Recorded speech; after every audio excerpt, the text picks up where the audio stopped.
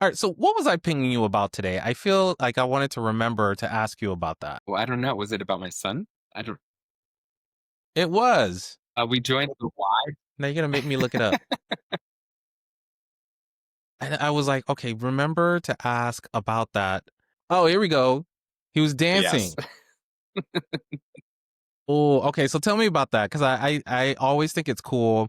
I'm always like, okay, this kid's gonna be a dancer, but then kids are so young. It's like they'll turn out to be something that's like not anything near dancing, but it could very well be possible that they end up being dancers. Yeah. So does he dance a lot? Yeah. I mean, we're both like in music and arts, and I'm an actor and dancer and everything. And so, I mean, I feel like he's seen me dance like his entire life, because I like choreograph like shows for kids and things. So I feel like he's just always around music and always around dance and theater. So definitely he loves music. He's very into certain songs right now that are on repeat though, which are a little, I'm over them. Oh, okay. So I got two questions. What are the songs that are on repeat? Because I have a 12-year-old and he listens to, I sound like an old person, more worldly music. So it's not the Kid Bop Yeah. Yeah. stuff, and I tease him with Kid Bop. He's like, I don't listen to Kid Bop anymore. But so what are your kids listening to on repeat these Bryson days? is very into the Bluey theme song, but specifically the dance remix. Oh, he's particular. Very. And it changes. So then Okay. all of a Oh, sudden he'll like the Spanish version. And I'm like, great, awesome. So, and then you have to find it because he can't always articulate exactly which one he wants. He's like, the one that goes, and I'm like, that's not helpful. that's how we wish Napster worked in the past, right? Just, hum it out and then yeah, that's the music. Exactly. I think Apple is trying to do that, right? Just kind of give me a couple of words or hum it out and Like the then boom, here's Shazam your app, I song. think is what it used to be. I know Siri does it, but I still use Shazam because I like the interface. And I know Apple does it, like you can hit the Shazam button from your phone and it does it too. And I think it does damn near the same thing. I think Apple just kind of puts a skin on most of these things. Welcome to Fathernetics, Fatherhood Unfiltered. I'm Jamil. Welcome to the podcast. Do it. You could never find somebody do it like me. I'ma turn it all the way up, cause it kamikaze. Go ahead and try, baby. You are gonna see that you'll never ever find somebody do it like me. All right, Mr. Dancer, is that your profession? Are you teaching dance as a No, profession? so I have a music education degree and a focus in musical theater. And my undergrad was also a bachelor's in music theater performance. So I was like stage for a long time, and dance was like, I would say I started college as it being like my number three. Like most musical theater people can rate themselves like singer, dancer, actor, or whatever. I was like, Mm-hmm. So your triple threat is what you're well, trying to yes, say? but I would always say that dance was like my third. Like I was like, that was not my like go-to. But then in college I really started to love it. And it's still, I would say, I still think I'm an actor, singer, dancer, but I enjoy dance a lot. Okay. So, I mean, I don't know, and maybe it's on your Instagram and I haven't come across it yet. I obviously, when kids are dancing, I think it's super cute because it doesn't it doesn't look like they're dancing, but who cares, right? They're moving, they're shaking, and that's grand. So I'll scroll through your Instagram later and see if I find something with you dancing, so I can say good job or I would say there's probably like I'm the one to yeah, there's critique. probably more singing on there than anything, but I'd have to go back for that too. It's been mainly Bryson for a long time. Fair enough. Okay, so 10 seconds here. Give me a quick introduction of who you are, what you do, and anything else you want to share. I know you have quite a large following on Instagram, which I think is fantastic. And now that you are a dad, with your partner or husband, with your husband, thank you. I know life has changed ever so slightly. So I want to talk about the before and the now. I think that would be a cool little juxtaposition, if you will. But who are you, Brian? Hi, I am Brian Douglas James, if we want to go in the professional setting. I moved to New York from West Virginia years ago to pursue musical theater slash the arts in general. And I've made a living as a performer in the arts in some way for the past like 15 years. So So it's musical theater, right? Is that what you said? yeah, I mean, I branched or just Well, theater? it's musical theater, but then I branched into film and television about 10 years ago, and that actually paid the bills for a long time. Okay, so living in New York, what are some of the must see musical theater acts out there? Because I wanna go see everything, but I know that's just because I haven't seen everything, so I don't wanna see something that's like, oh, probably shouldn't have seen that. Yeah, I mean, I will say we used to see way more than we do now with a son. We also just left the city for the first time.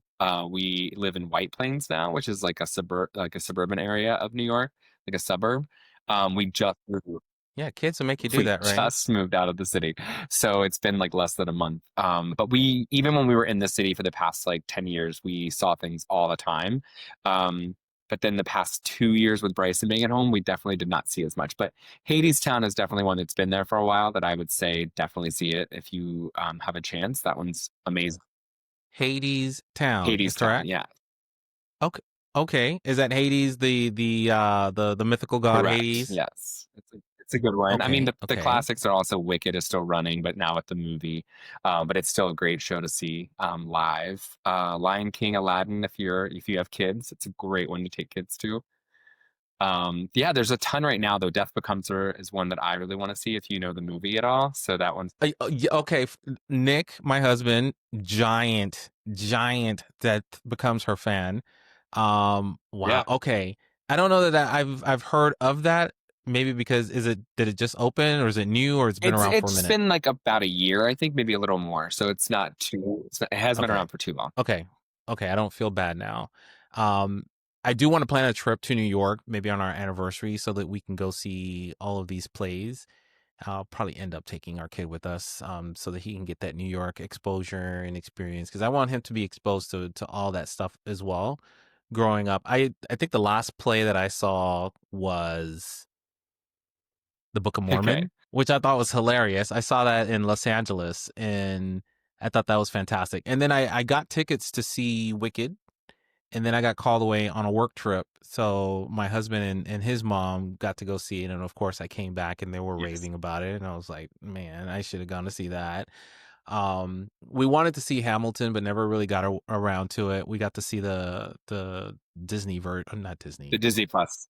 Is it Disney? It's on Disney. It's on Disney. Yeah. I saw that, loved it. Would still love to see it in person. I love musicals when it's appropriate. I don't like musicals when it's like Star Trek puts on episode 57 and it's a musical. It's like, oh, like film and television. How fun is that for Good. you? I mean, that was like the bulk of my career the past 10 years, which was a shock to me because I had never studied it. I didn't even know anything about it. I walked into an audition for the movie The Intern with Anne Hathaway and Robert De Niro. And they were like, yeah, we want you to come back for this like big casting cattle call. And I was like, okay, sure, whatever. Like, I had no clue. So I went and there were so many people. And I was like, I don't know how this works. This is very different than musical theater. And Nancy Myers, the director, walked around and picked every single one of us that was going to stay. And then the other ones were sent back to the city. We were in Yonkers. And they were like, congratulations, you'll be filming all summer for like the next 6 weeks for background, which at the time I had no clue what anything meant. And I wasn't in the union yet. And they were like, you'll be a must join for the union and all of this stuff. Like you'll have fittings. And anyway, fast forward, I filmed all summer. It was amazing. I got upgraded. So I have a line in the movie. I say thanks. It's a big moment. And Listen, that and it was counts. just amazing to like work with those people. And you know, I like I said, I joined the union, Actors Equity, or sorry, SAG. I was already in equity, and it just kind of changed my trajectory of life. Like I started working on a lot of film and television. I've worked with some amazing people. I did a lot of stand-in work, where you stand in for the main actors. So I worked on Maisel for all 5 seasons.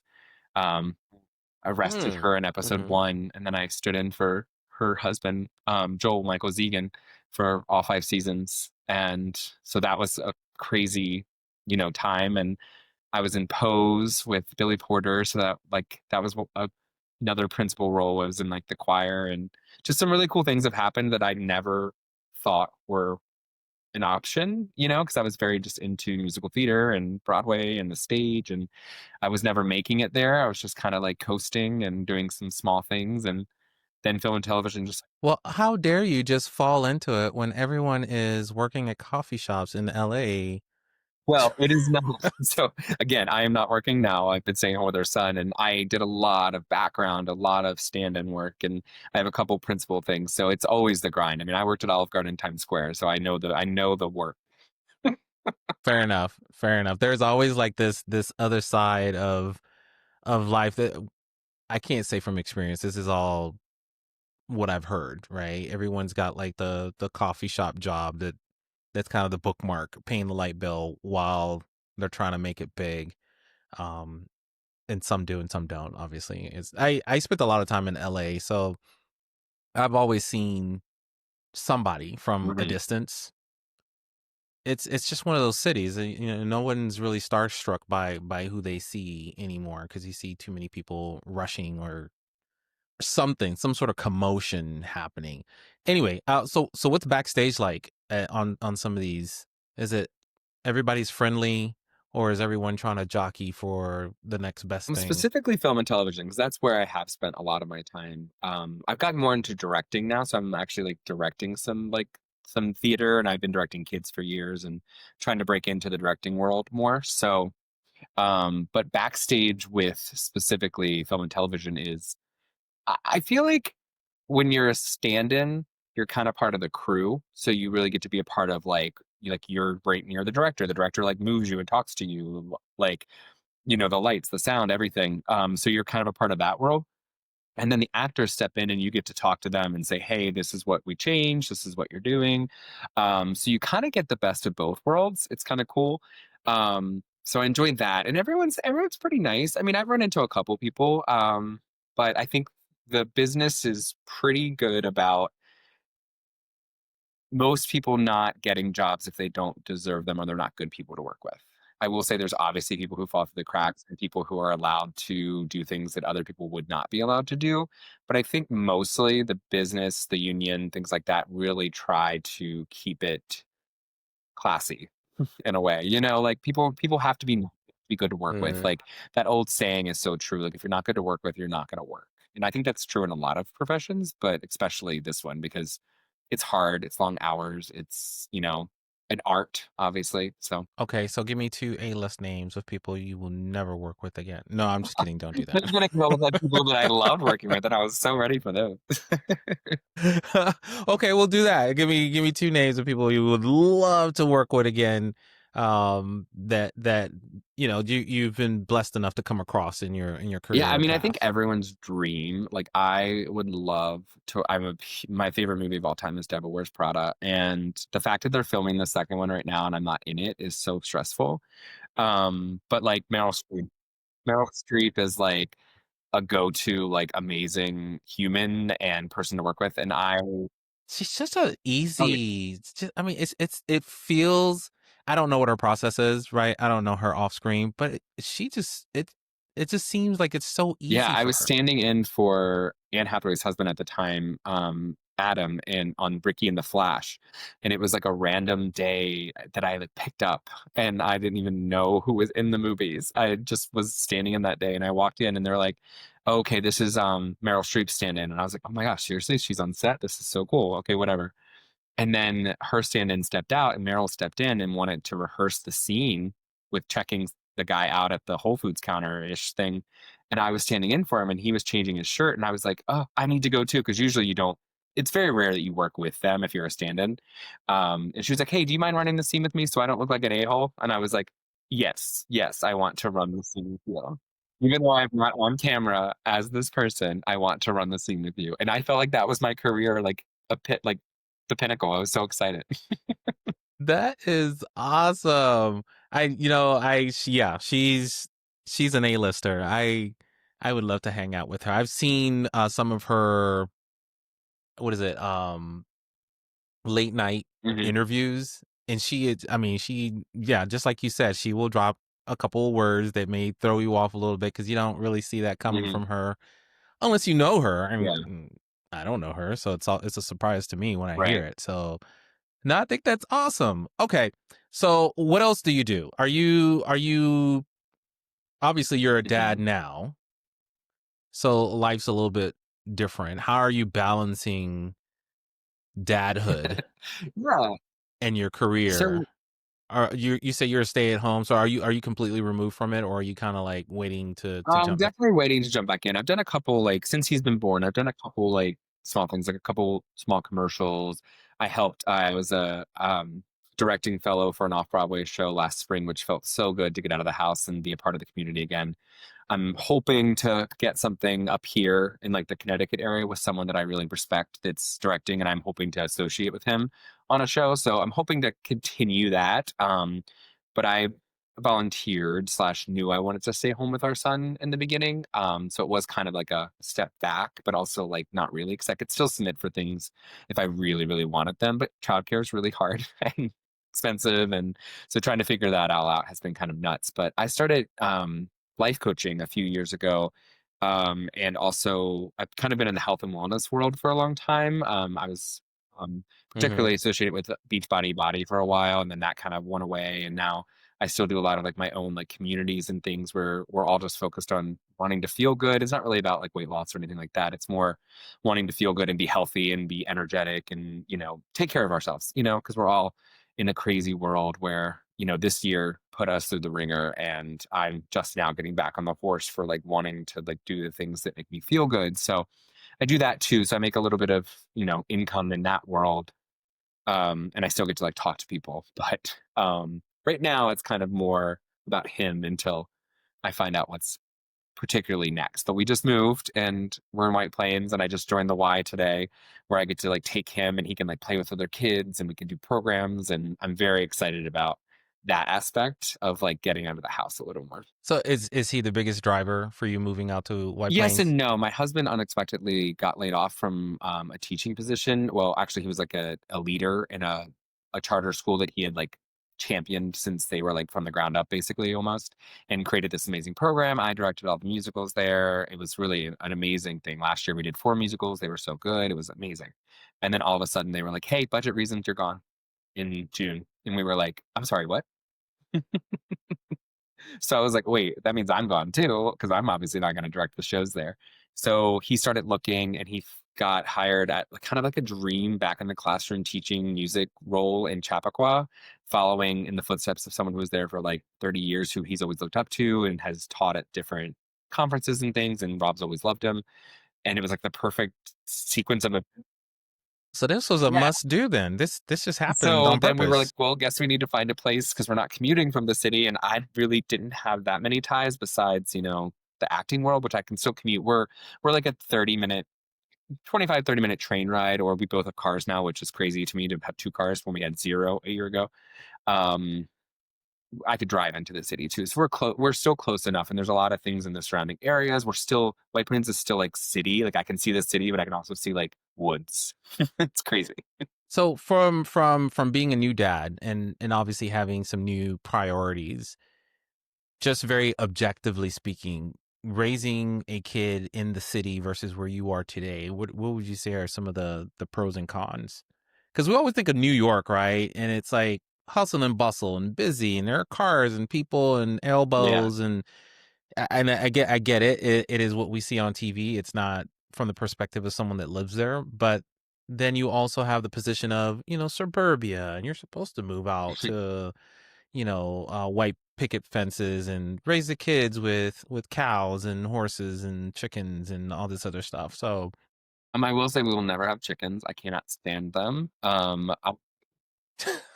I granted, no so I grew chickens. up in West Virginia. My husband grew up in Western Pennsylvania, which are both very similar. So I grew up. I'm like one of 5 siblings. We have a lot of land. I grew up not like on a farm, but pretty country, but also still kind of like I don't know, a city in a small town. And so when I moved to New York, it was like a dream come true to get out of like West Virginia and to like get into like the city. And then, I lived there basically for 13, 14 years, I think, total. And it just started to like weigh you down, like the price of everything, the hustle and bustle is great. I like that. But I also enjoy recharging with quiet time. Like for me, like a recharging moment is like staring at water or staring at a fire. Like for me, those are just so like, or especially like having a book by a fireplace. Oh, that is amazing. But I'm so extroverted. I'm like an extroverted introvert. Like I So you're I in the need to middle somewhere. recharge alone, especially like now with a child. Like I'm like, I need my time, but I also thrive on like being around people and community. And I mean, musical theater, like it's a collaboration, and I thrive in that world too. I love working with people. So it's both, but when- But yeah, but you go home at the end of the day and recharge. They say extrovert introvert is where you Mhm. recharge. So that's why I threw that name out there. Now, obviously, I only play a doctor on TV, so I don't really know clinically where you would be. I akin that to myself. I like to recharge in quiet spaces. Yeah, I could be out there with the best of them, but at the end of the day, I need some quiet to settle myself. Now, my 12-year-old is completely different.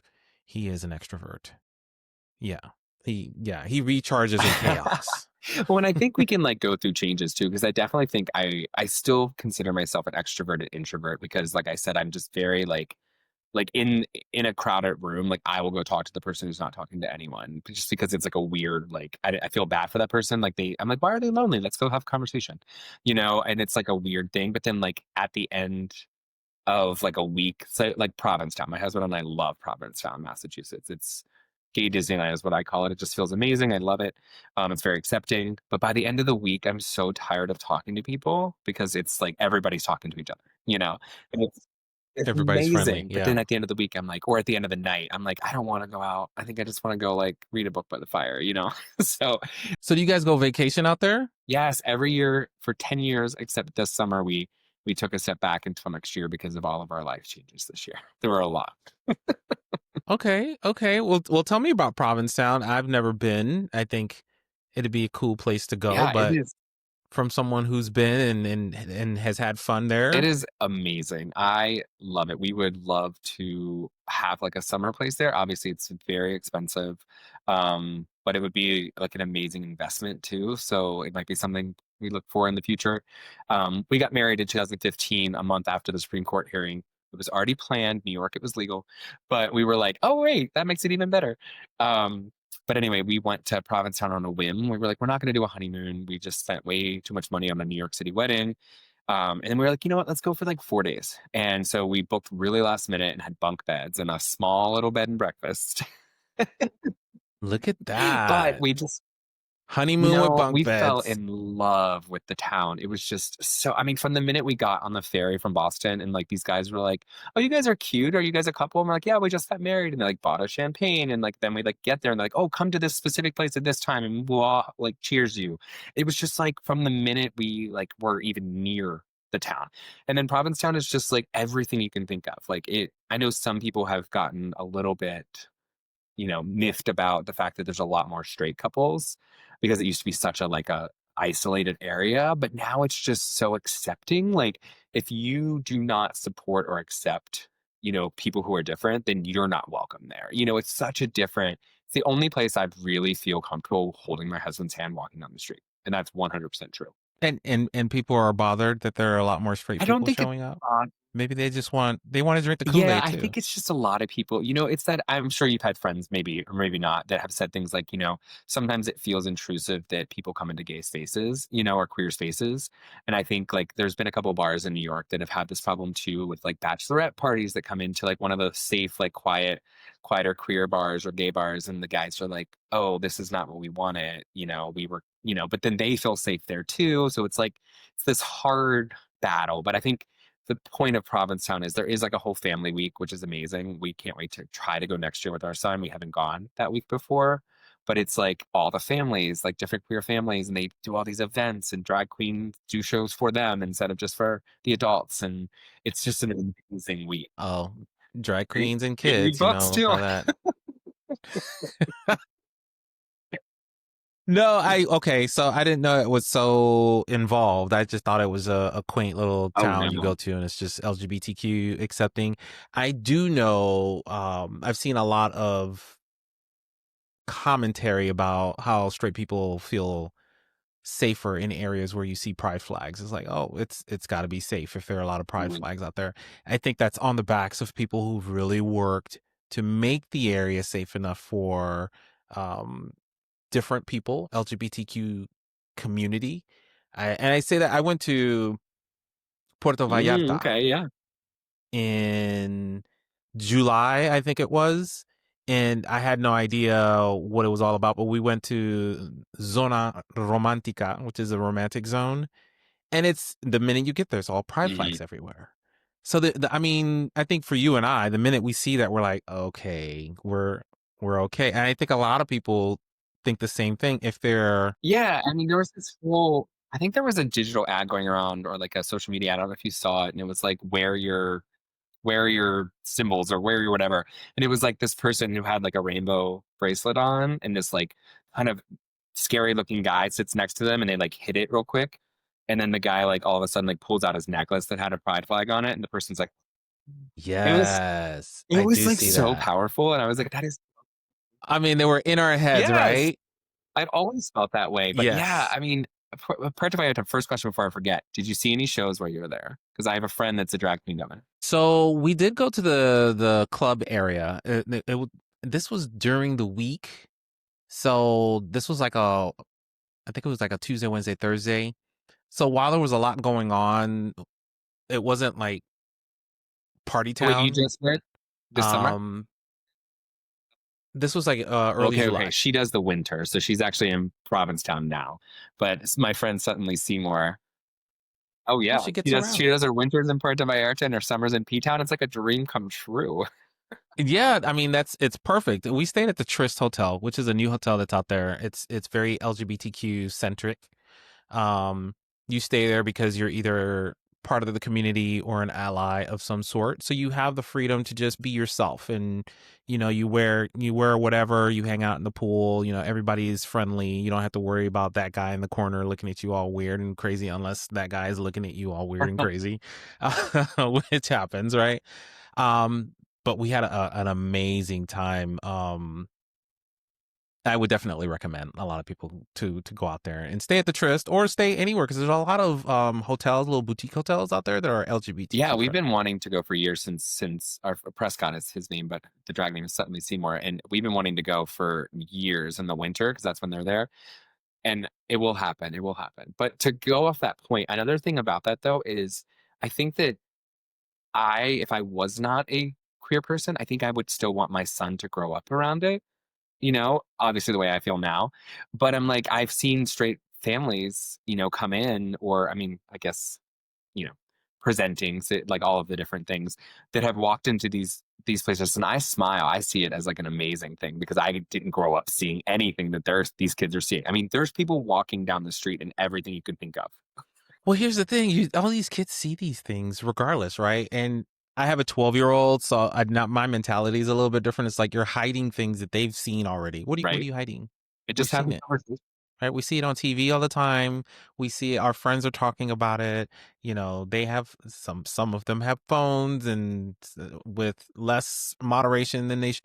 Right. Listen, if you hide things from people, they will either seek it out and hide it from you, or they will fill in the blanks on their own and Yeah. get it And wrong. it's just so, I mean, I've had this conversation so many times with like friends, but like the idea that what we're growing up with or what kids are growing up with now, and I hope it continues, is just so different than like I don't think I saw anything. Like even people, like I mean, I did a community theater show and I think I remember meeting my first gay person and being like, I am not even sure what that means. I was in high school and I was like, we were just such a small town and like it was so crazy. And like looking back now, I'm like, they have like a little pride in my area now. And I'm like, that's amazing. Like that was never a thing. Um, Well, it was a big thing to have a LGBTQ club at school too. What's it called? Is or it like P an flag? alliance, What the was it gay called? straight alliance was it. Yeah, yeah, yeah, yeah. I mean, that was extremely rare. I didn't have it at my high school, or if we did, I didn't know about it. But obviously, after I left high school, then it started becoming a little bit more normal. And then, of course, with the prominence of something like Glee, which I thought was fantastic, musical, right? I love the show, but I think the concept in itself was pretty cool. It was very inclusive, and it really was just about singing, but it was a club that was available in high school. And had we had that, that would have been different. Remember like Will and Grace was like the only thing that we knew. And even then it was like somebody said it one time and it made me laugh so hard. They were like, Will and Grace was like Barbie dolls. And I was like, what do you mean? And they're like, you never really talk about the private parts. They're not there. And I was like, it was kind of a little bit more of like a, this is on prime time. We can't say too many things. And I was like, oh, that's so. Yeah, I think that was like we're glad to be on prime time. We need to make sure we're still representing and not upsetting the apple cart too much. So I can appreciate where they were coming from. Obviously, some of the shows that came after, were pretty much in your face, depending on what network they were on. Watching things like Queer as Folk was pretty like, wow. I mean, yeah. If you were growing up around that time, that was pretty Yeah, my husband sensational. showed it to me. I was a little late to the game with that one. And I remember when I was in college and we were together and he was like, you haven't watched this? And I was like, no. And then we watched it and I was like, wow, this is very different. And depending on the one you watch, right? Because if you watch the American one, I mean, that came out after the UK version. So I mean, it's like it goes back even further than that, which I can appreciate. Yeah. Oh Yeah. wow. Okay. All right. So tell me how you met your So we husband. actually did a musical together. We were brothers in Joseph in the Amazing Technicolor Dreamcoat. Oh, that's Well, awkward. it was West No, I'm Virginia. just So just kidding. Just kidding. I love my West Virginia. Uh, but kidding. Nobody out there listens to the show. Not yet. I don't know if I share. They may. No, no. So I was actually at school in New York my first year. I was literally 18 in August, and I moved to New York in October at 18 and went to a musical theater school. And then I was like, oh, I'm going to go home for the summer and get some credits. It's like I would have built my resume. So I went home and did West Side Story, and then I did Joseph. And when I auditioned for Joseph, I knew I was going back to school in October, and I auditioned for Joseph. And the first thing I ever saw my husband do was sing at his audition. And he sang a song from Jekyll and Hyde, and it's called If Someone Like You Loves Someone Like Me. It's this really cute song. Anyway, we kind of fell in love, and then I moved back to New York, and it was like, okay, that was a flame. Wait, his song is what made you fall in Well, no, I love? was Is that just what saying you're it was the saying? first time I met him. He's singing that, and I have another story for that in just a second. But we How had to like slip that romantic. in for a second to tie up the loose ends in a minute. But then I moved back to New York to go to school, and I realized I wasn't ready to live in New York City by myself. So I left that school and Mhm. moved home and moved in with him and got my undergrad in music education and music theater performance. And we lived together there. We did some shows there. He was teaching in Frederick, Maryland, um, getting his master's. And then 5 or 4 years later, I was like, well, I'm moving back to New York. You've always known this. During this time, we got engaged, and he was like, well, I'll move back to New York too, or move to New York too. It'll be fun. It'll be different. I don't have anything really tying me here. So I moved to New York. And then in 2015, we got married, and we had a friend of mine sing that song at our wedding, which was like the first time I ever met him. He was singing that song. So that was like to tie up that loose end. That's adorable. That's adorable. So you're the hopeless romantic? I am. I think that he is actually deep down more. I think he needed time to grow into that. Like in the beginning, I was very much the card Mm. person, the gifts. I'm such a gift giver. And he was like, I'm really bad at this. Like, and I was like, you don't even underline things in a card, you know? And it became like, and now I feel like he's better at like, I just feel like my brain is just tired after parenting all day that I'm like, he like thinks of fun things and I'm like, oh, that's so cute. He's upped Oh his yeah. game. He's brought his Yes. So level we've up. been together. I love that. I September love 1st that. was our 17 years together, which is crazy. Thank you. Congratulations. That is quite the achievement. Coming out of, earlier days where double digits were scarce. 17 years is Yes, and 10 fantastic. married. So it's like, it's just insane. So, but we're happy. I mean, we are lucky to literally say that we are best friends and we talk about everything. And I've always said that, like, we just communicate. Like, we argue, of course. We have our problems, we have our differences, but we just talk about it. Like, I don't know. And we've gone through some crazy heavy stuff, like through our adoption process. We lost his mom very unexpectedly this year. Like, we got a call that she had fallen and then she died within 30 days from a cancer we didn't know she had. So like we Oh inherited her no. house and all of this stuff, and we've been like dealing with an estate this whole year, and like we're also like the legal guardians for his grandmother who had dementia because his mom was. It's just turned into the insane year that, like, thank goodness we have each other, because we're like, well, Mm-hmm. we've gotten through so much stuff in these 17 years. I think we're just like solid now. We feel pretty good. I mean, there's a lot to be said about having a foundation to kind of fall back on, because when you're really not in a position to plan well, you kind of already know who does what better than the other, and it's like, you go do that. Like, I can't do that. I'm not gonna do Yeah. that. I Okay, mean, I'll do just that. being able And Yeah, and just being able to be there for each other too. Like, I mean, at one point this year, he was like, I just feel so bad for you and Bryson going through all of this. I was like, well, we've always gone through things together. Like, we had a disruption in our adoption journey where we had parented for 5 weeks and the birth mother changed her mind. So we had to like give our daughter back. And like, that was like what I thought was going to be the hardest thing in our entire lives. Well, then this year happened, and it was like losing a job, moving unexpectedly, like losing a parent that we were really close to, gaining an elderly person we're taking care of in all of these houses. okay, hold my beer. Let me show Literally, you.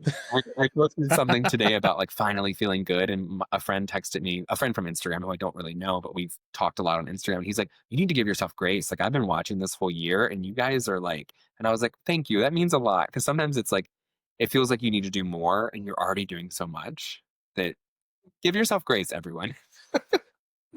You get comfortable operating at such a high level Yes. that it becomes so normal, you think you need to go higher, and it's like, no, no, no, no, no. You need to dial it back. Actually, Yes. another vacation to Ah, Provincetown. yeah. I see it coming. All right, so walk me through your adoption journey, because one of the things that I like to highlight on this show is the different avenues that people can, should, may, or choose Mhm. not to take when they're trying to expand their family. Obviously, surrogacy, adoption, fostering are all part of the mix, and they all have pros and cons. They all take different times. They all have different mental stresses that we all go through. And then, the resources and the ability to say, I've talked to someone who's done this, or I have to do this my own because I don't know where to find the information. I like to kind of suss all of that out, because times are changing. Yeah, for sure. I mean, to start, you earlier you said something about moving outside the city for the white picket fence, and it like triggered me because I feel like growing up, I wanted so badly to be straight because I wanted a family, and I didn't think there was any other way. And I think now looking back, I'm so proud of myself for that, like becoming who I am and having our family. Because I did want that. And now we don't have a white picket fence, but we do have a fence, So it's just like we We don't can have a paint it dog, we have white. two cats, but still. Listen, I'm gonna need you to correct all of these typos that you have in your life. You just print out a white picket fence and stick it on the wall somewhere. You'll be all right. Right, that was just like a starter. So we decided, I knew my entire life I wanted to have a family. I didn't know what that was going to look like, how that was going to happen. Again, I'm one of five, and I was like, I knew I never wanted five, but I did want kids. Like, I love family. I love doing things together. I love parenting. I've always Where does that come from? Where does your love for kids come from? Are you have a big Yeah, family? I mean, I'm one of five kids, and I have lots of cousins, and we were always doing things together. Like, even if we didn't have siblings, like the other cousins would be there. I've worked with kids. Like in high school, I started working with kids in musical theater. I have a degree in education. I love education. I think that it's so powerful. That's a different topic, but I just think that I don't know. I just love working with kids, and I just think that it's such a fun thing. I don't know. I've always wanted to have a family. Um, Building the yeah, future. I and get not it. a big family. Like, I think we're done. I think one is amazing. There's always room for If it one was more. if it was an accident, that is very different. Well, how does that work, right? Science. Science.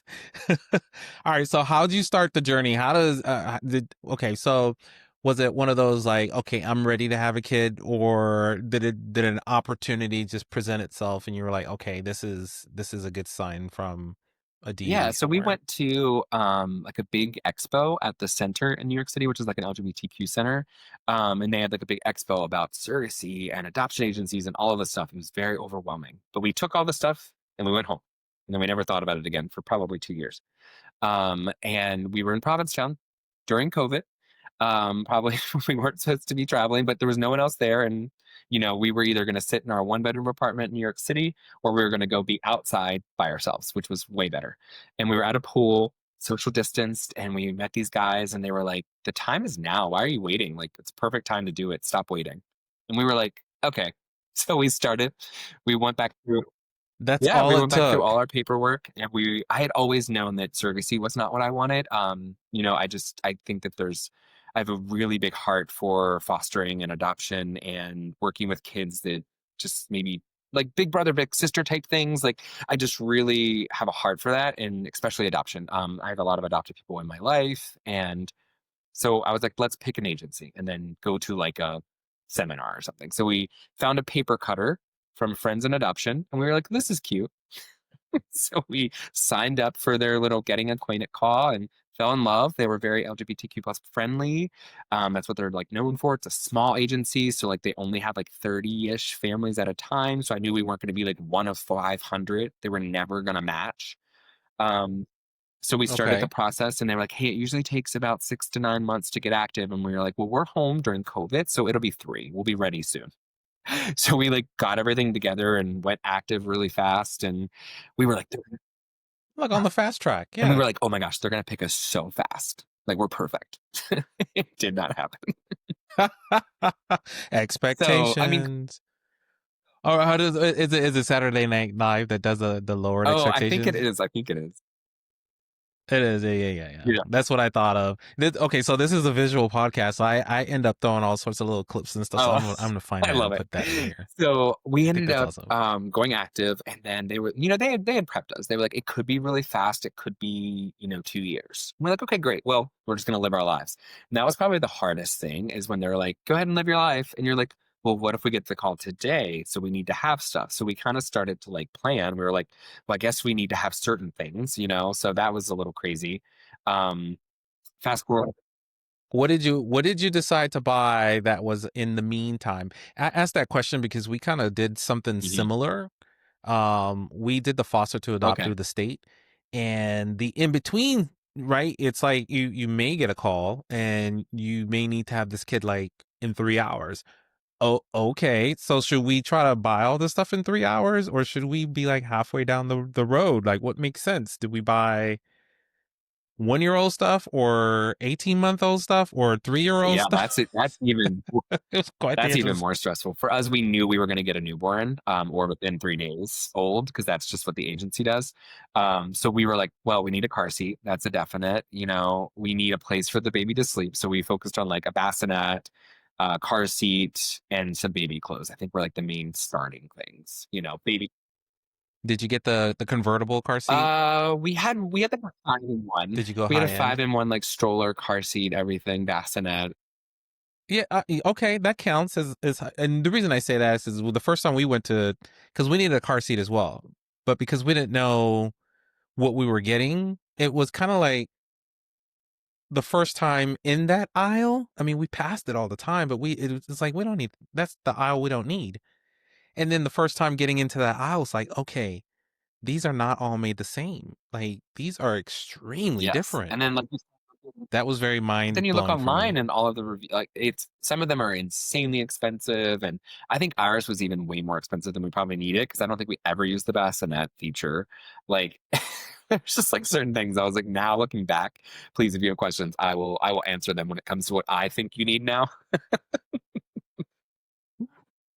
Don't get that. We had the same experience as well. I mean, kids grow so fast. The things they tell you to buy for a 3-day old kid, you're gonna need for 3 days, and Yep. then that's it.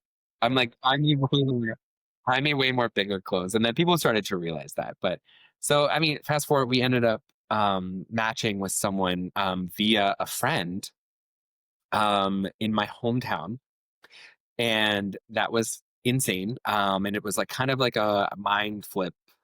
I don't know how much we can. I don't try not to curse. Kids would not be watching this podcast. You're okay. So we ended up matching, and I was like, I threw it to the agency, and I was like, what do we do? And they were like, oh, it's okay, we'll deal with it all. So it was an intake, and we matched, and we were supposed to be there and cut the cord and everything. And we get there, and we were in the woman's life for about 2 months. And then we got there the day she was supposed to be born. All of a sudden, emergency C-section. The mom was under. We got to see her first. We got to hold her first. It was really amazing. We took her home. Everything was great. Well, New York law is 30 days. And on day 29, the birth mother said, I can't do this. And we had no thought whatsoever because she had parented before. She had gone through a lot of stuff. She was like, I do not want this baby. I cannot do this. I can't afford it. I have no income. I blah, blah, blah, blah. So we just thought, definitely not going to be a problem, And then we didn't know she was struggling. And I guess, they tied her tubes. So all these hormones are going through her body. So fast forward, we had to hand her back to a social worker after 5 weeks because we fought it for a week to make sure this woman has things. You need to check all this stuff. We were like ready to go to court and we were like, no, our lawyer's like, don't do it. You won't win. It'll be thousands of dollars and you won't win. And I'm like, okay. So we were like, okay, we'll do this. So that crushed us. We took a little month off, and then we got reactive. I can imagine. But we knew. Okay, so what made you how'd you get out of that hole? Because that's got to be quite the mental gymnastics. Yeah, I mean, again, we had been home with her for 5 weeks. We had gone through all of this stuff. I mean, it now looking back, it didn't feel like perfect or right, but it like in the moment felt amazing and like, oh, we finally have a family. I mean, we leaned on each other. We left the city for a weekend because for a weekend, and then we ended up leaving for another week to go to a campground because we need to be out of this apartment. So we just took a little bit of time. Rob had some bereavement that he used at work because it was kind of like losing a child. Yeah, Mm. absolutely. And we just, I don't think he was ready to go active as fast as I was. I was ready to tell them immediately, like, we're ready. Let's find another one. Even though I was crushed, I felt like I needed to replace that. Um, I felt like you kind of knew you needed to get that runway yeah, going because it yeah. takes time to I ramp mean, up anyway. Yeah, it was hard, but we leaned on each other again, and we found the humor. There were a lot of things that we laughed about that were probably so dark and twisted, and good nobody for else you would find guys. funny. We stopped saying, one of the things we've stopped saying over the years is, "Are you okay?" Because no, I'm not okay. So we we randomly we saw this card in a window that just said, "You butter," like a stick of butter. Like I think it's like are you better? I don't know. And we just thought it was so Yeah, yeah, it yeah, makes yeah. no sense to anyone else, but we thought it was funny. So we just like sometimes in a moment where we know we're not actually okay, like losing his mom, things like that. I just said, "Are you butter?" And he's like, "I'll be okay." You know what I mean? So it's like that random. That it's like the little relationship stuff that pops up that no one else is Yeah. gonna And I mean, get. think about it. Like, how often do you say, "Are you okay?" to someone knowing they're not okay? You know what? I do think of stuff like that. I on purpose don't Hmm. do that unless you are spending time trying to actually. I mean, if you're just asking and you're going to walk away in 5 minutes, that's cruel. Especially when you know they're not. Um, Especially when someone passes away and people go, are you okay? Or they go, oh, I'm so sorry. It's like it's appreciated. I know where they're going. They're not trying to be spiteful, but it's like that's not what someone wants to hear Yeah. in And that it's hard. And moment. like, even when somebody says, like, I know I can't relate, but I can, like, I know it may not seem like I understand what you're going through, but blah, blah, blah. I'm like, don't try that. Because we're all, Yeah, it's the butt like, part. You I don't have to. You just need to stand I next to don't me. need You to don't know have that to your hamster understand. died when you were 3 and it upset you. Like, that's not the same. That's a good parody, but I'm sure that's exactly what it feels like. It's like, okay, Right? who cares? What about? Even if it's the Okay, same, yeah, like I'm going through it now, not 5 years ago. even if it's the same circumstance, like losing someone that's very close to you, it just doesn't feel the same. And you can't, all situations are different. Like, so I think when you try to like relate, like your heart's trying to like empathize, but you're actually like probably pissing the person off most of the time. It's a hard thing, and I don't fault people for it because not everybody has gone through grief and knows how that feels on the other side to hear that from other people. I think as you get older, right, you start to experience it a little bit more because then that's generations are leaving us, so you start to experience that a little bit more. But positive intent is where Yeah. I'm So going let's put a with spin that. on it. So anyway, Yeah. fast forward, we went active again in our adoption journey, and about 6 months later, we were at trivia. We were in the finals for like a New York City trivia team, and we get a call on a Friday night at 9 o'clock, and it was Brandy FIA with Friends in Adoption, our agency, which we love. Shout out to them. Um, and Rob was like, answer it. Oh, why is she calling? And I was like, well, I obviously know why she's calling. It has to be this. So I like stand up and go to the side, and she's like, hey, what are you guys doing? And I'm like, well, we're at trivia. And she's like, well, you might want to, leave. And I was like, why? And she's like, because your son was just born in Houston. And I was like, oh my God. So like, she's like, he was born at 1 o'clock to me. Wait, you weren't expecting a child to be born for you. It was just that. We were expecting a birth parent. So the way it can work is like a birth parent picks you and you go through the journey with them, or what our place called, I'm not sure if it's actually called this, or like instant cases where they call without a birth plan. Like the hospital may call, or there may be a connection to the hospital or whatever, or the birth family can call. Mm-hmm. And it's called an instant case, where then they match you with like the longest waiting family if the birth parent doesn't want to pick. I mean, at this point, I guess we had just moved up. Like 3 days prior, I think they had told us we were like number 3 on the list. So we're like, oh, we have some time, whatever. And then they had 3 placements and we were the next one, and they called us, and I was freaking out that I couldn't get to Houston right then. I was like, maybe we should drive, as if that's better, from New York City. So we booked a 6-day. So the 30-day rule doesn't apply Well, because it it's did, in 'cause Houston. we follow New York law because we moved here. But it felt so perfect from the moment we held this little boy.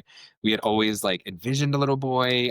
He's Black, Cuban, and Mexican, and we worked in Harlem for a long time. Like at Rob's school, it was entirely Black and brown children, and I directed all their musicals, like 15 musicals, and we just had like this like mindset of what we knew was going to happen, and it was him. Like it was always him. So the minute we held him, we just knew. And the birth mother didn't want to do anything. She was very like, like hands off.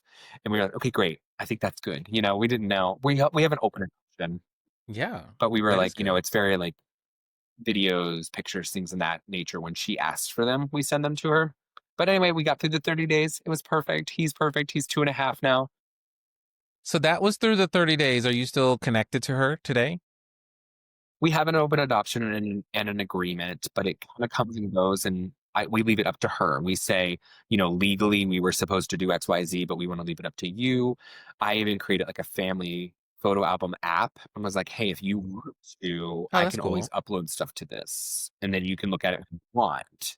Because she has her own trauma with everything that happened, and I just want to make sure she's comfortable. But I'm a firm believer that more love is more love. So if she wants to meet him and everything's legally binding now, like nothing's more love is more love. So I know families that have dinner with the birth parent of their child like once a month. And I'm like, they live closer than we do. But, if she wanted to visit, we have a picnic every year at the agency that they invite birth families and us if they wanted to. Like, so it's always an option. Well, she could find you in Provincetown too, right? Retirement plan, I'm telling you. I love that. Okay, so let me ask you the obvious question, the race issue, right? Issue is a crazy term to use. It's not an issue, but obviously anyone looking at you, and your husband and this child will be like, okay, so what's the dynamic here?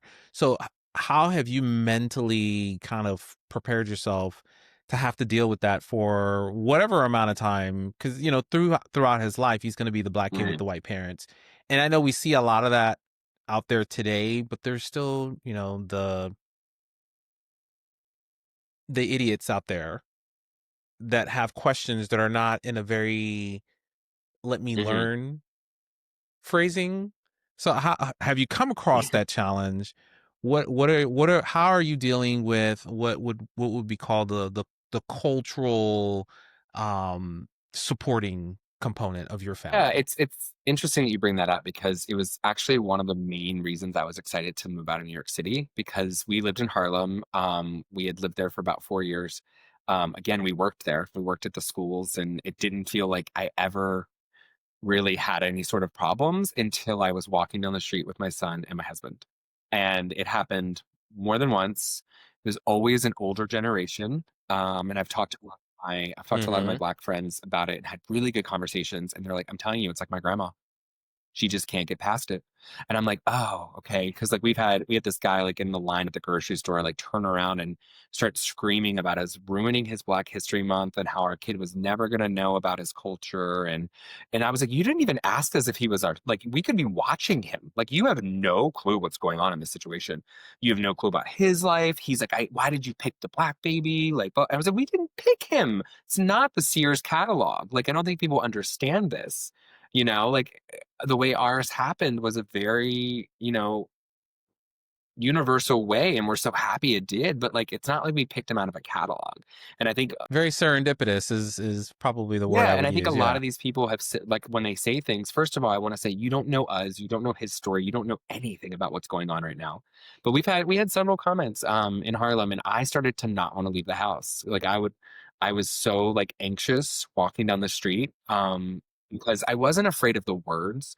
I was afraid of it escalating because I got really angry when people would say something, and I was like afraid to like say the wrong thing. And there's some violence. It's not as bad as the TV makes it out to be, but there's some things that happen on the streets, and I didn't want to be a victim to that. And when you have a kid in front of you in a stroller, everything changes. You just feel so much more vulnerable. But it was few and far between when I actually look at it.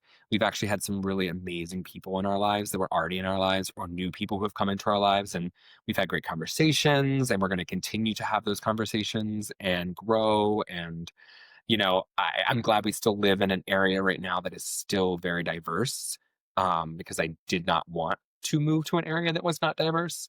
Uh, I never want that, especially for him. Um, but yeah, I mean, it's something I think I'm always going to want to grow and learn with. And it's hard 'cause you never want to say the wrong thing. You never want to do the wrong thing. But yeah, it was the main reason I wanted to leave Harlem because my friends would even tell you, like, there were some people that were like, you're really like, I'm not an anxious person. And I was getting so anxious to leave the house because I just felt like every look, my son is very cute and everyone is like, oh my God, like everyone that walks by him. And I'm like, stop it. Because when you look at him really quickly and then look at me, I expect like some anger or something because it happened a couple times. So I was like in this It just moves on really quickly from cute, right? You see all the dials moving in I their head, and you're know. like, okay. I'll like look at my watch and like just keep walking. But it was better. It was only like 5 times and all the time, which is still more than it should be. And it was people who, have their own problems. So I just think I just tried to go with the Mel Robbins way of like, let them, like, that's them. It has nothing to do with me. Let them. Let them think what they think. Like, I cannot change them. I cannot fix this situation. And then we have all the amazing people that say the amazing things too. So it's like, That's what I was gonna say. There's got to be a component there where you've.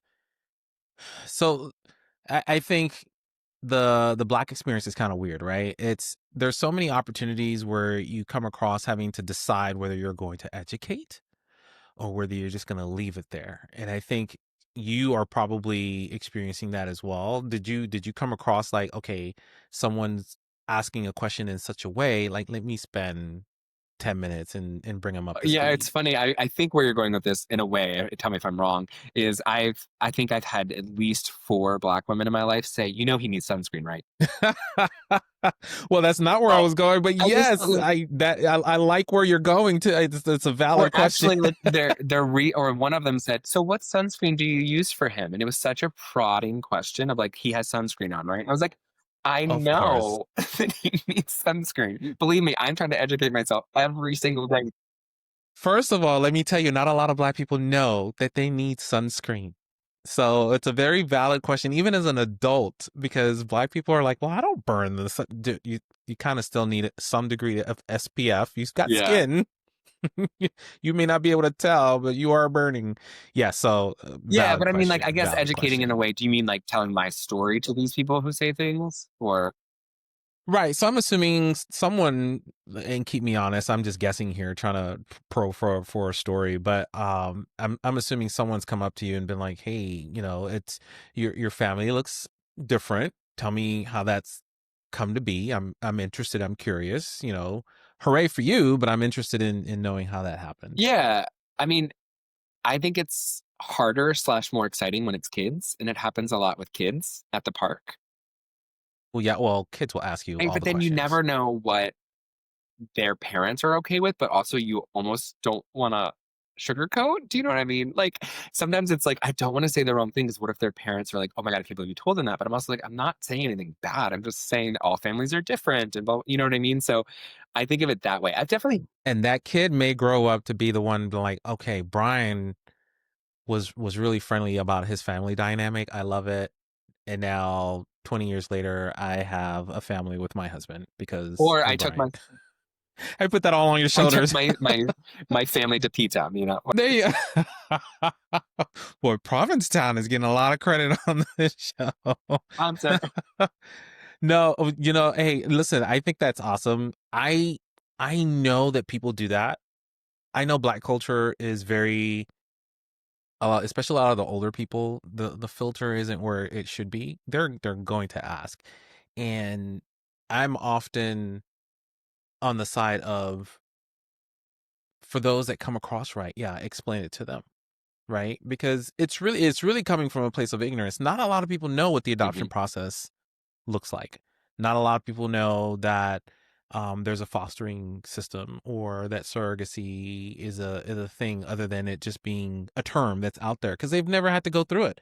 They've never had to look at it, which is why it's important, starting journeys, families looking to expand, that they talk to people who've gone through that process, as opposed to, not saying that this is the case, but if you have an admin that's at the front desk at your surrogacy office and they've never been through it, it's like, they're going to give you a different slant than someone who's actually gone through it. So I think that you adopting a child from a different race is a good thing, because number one, you're giving them the love that they need. Yeah. And that should be the And focal this kid, point I mean, here. I have a pretty blended family, which is crazy because it was never blended growing up. So it is like nice to see like my whole family has like really just like branched out into like amazingness. And I love it. I love seeing it. But it's like, it's so special. I think his birth mom is so excited about us, like, being musicians in the city. And like, she was so excited once she found out more later. She didn't know anything in the beginning. And it just feels perfect. And, again, I think the thing we could have said, which I forgot to mention, is you can say, I don't want a child of another race, but you cannot say, I only want. Like, I personally would like, ours was not like you can pick and choose, the perfect child from the catalog. But it was saying comfortable. And I Right. was like, of course we are. You know what I mean? Like, but you never knew what was going to happen. Our first kid was the whitest of white kids ever. That little girl was like pasty pale, and we just didn't know what was going to happen. We never knew, and it is always going to be something. And I think I'm getting more comfortable with it. Up here, I feel like I've started anew in White Plains, and I'm less worried. I know it's going to happen, but I'm also like, when I see the looks, I'm less worried about it now. I'm like, you know what? We're new here. Like I'm going to be comfortable. I'm going to just, give him the best life possible, and we'll have the hard conversations, and we'll continue. Like we also have so many amazing conversations. Like Carla in line at the post office yesterday was like amazing. We had amazing conversations. And she's like, oh, I'm tired, school teacher from the Bronx. And she played with my son. We were in the line forever. If you know the post office, it's just awful. And she was like, amazing. And she's like, I just want to tell you that I'm so happy that you two found each other. And it was an amazing thing from a Black woman who was like so happy. And like, Yeah. we had a great 45-minute conversation in the line at the post office 45 with ooh, a toddler whoa. who was so done. We had already gone. Wow. 45. Ooh. I'm sorry about that. Well, I'm glad she was there to entertain She you was a little bit. amazing. That's She was I will say that the Black community is very welcoming of that kind. Hey, you got a free pass to the cookout, homie. So congratulations. But then now you have an opportunity to kind of infuse a lot of your culture into your son, and then also to whenever you want to, right, step into the Black bubble and find out what's going on over there, to try to bring in. So it's just it's really what should have been happening all along, which is just understanding and the also difference. just like being exposed to so much of it. Like he's Cuban and Mexican as well, and he's already like he knows like 30 words in Spanish, and he's 2.5. And like it's insane. Like we're trying, and I'm like, I am definitely not fluent. I've studied it for like 4 years, but it doesn't make me fluent, But when we meet people out that I know speak Spanish, like I talk to them about it, and they talk to him, and I'm like, I'm gonna try our best to do as much as we can, and just see it all too. Like I want him to travel. I want him to see the world that's not just wherever you are. You're doing your best. And it's fantastic, right? It's going back to what we were talking about earlier about doing so much that it feels so normal that you feel Mhm. you have to do more. You're already there. I think that's awesome. Quite a story. I love talking about the multicultural family in an LGBTQ space. It's all the letters, all the races, all the different and that's the way it should be. You know, whether you are a family of only white people, there should be some thread of curiosity about a culture that's outside of your own. And same thing for our black community. You know, there is definitely probably now less than before just because of all of the nonsense that's happening in this country, but there should also be, you know, some sort of curiosity about, you know, how the others live without making it seem like it's a racial Mhm. war, because it's not that all the Yeah. time. It's just a be curious, explore, ask the Amen. Be questions in a always be nice way. curious. I feel like that is a big key. Be curious and always willing to learn. Like that growth mindset thing is just so powerful. I agree. And I think as we get older, we feel we've learned everything we can and we become very honorary. And I think that it's the wrong thing to do, which is why you get a lot of those cranky black people going, why you adopted that black kid. But my another favorite was we were on the street and this guy just turns around and goes, "Why that kid look black?" And I was like, "Because he's like half black." Because he is. I didn't know how to respond. I was like,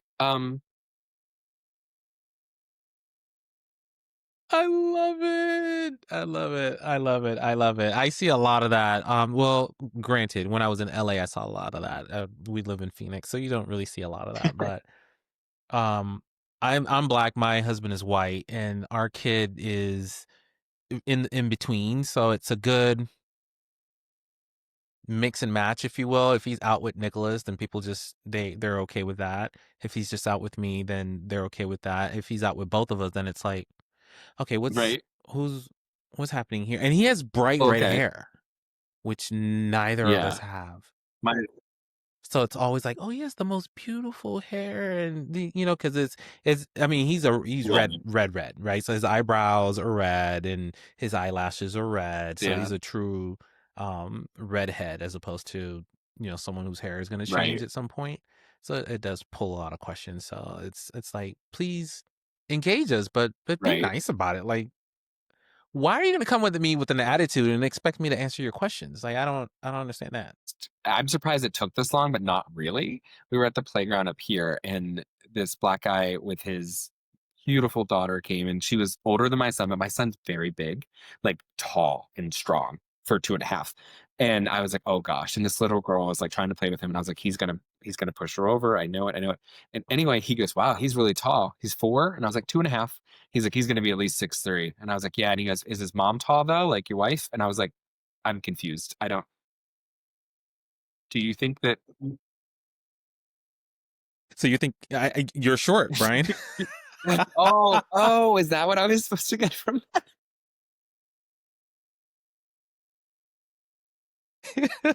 That's what he's saying. He's like, you're But not then tall enough I'm to be 6'3". 5'11", thank you, but that is still short. But anyway, I was like, I didn't know how to like segue into the next part, and finally I was like, yeah, we just moved here. My husband just got a job, and I like ran away, and then like we talked more. But it was like, and he's like, oh, cool. I was like,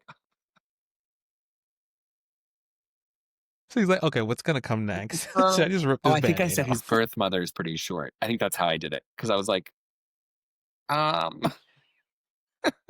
Anyway, I was Yeah, we have a closed adoption, so we don't even entertain it. He's aware of the adoption process. We got him when he was 4.